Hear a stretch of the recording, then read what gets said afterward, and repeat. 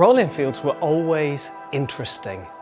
They were really well engineered, beautifully styled, simple, fun motorcycling.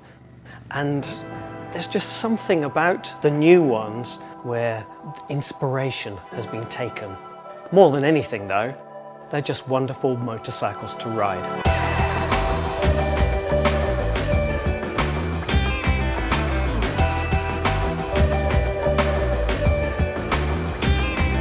Cafe racer scene came about in the early 1960s.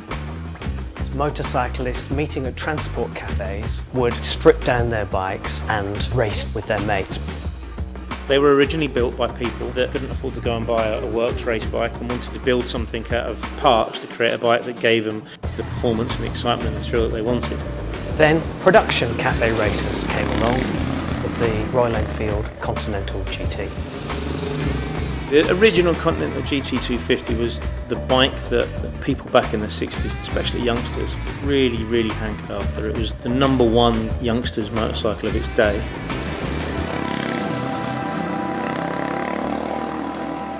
And when we did the 535, we created a great handling little motorcycle that I think captured a lot of the essence of what the 250 had.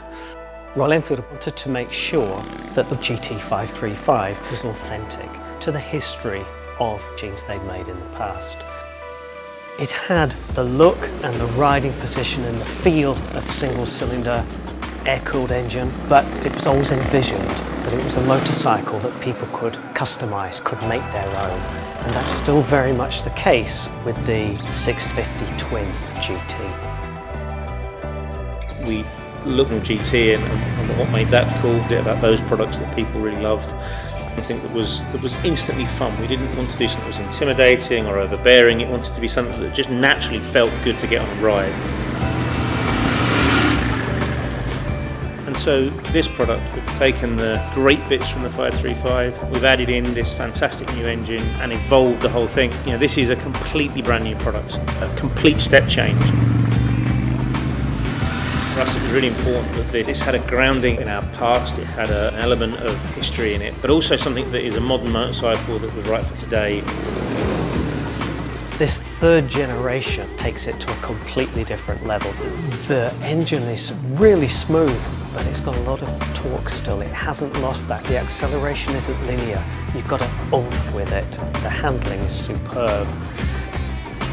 Rider experience was very much at the core of what we were trying to achieve. You know, we really wanted to create a bike that gave real involvement and engagement to the consumer. Changes direction beautifully, it's very agile, very nimble, feels very responsive to your inputs, and that makes it confidence inspiring for the less experienced rider, but also really rewarding for the more experienced rider.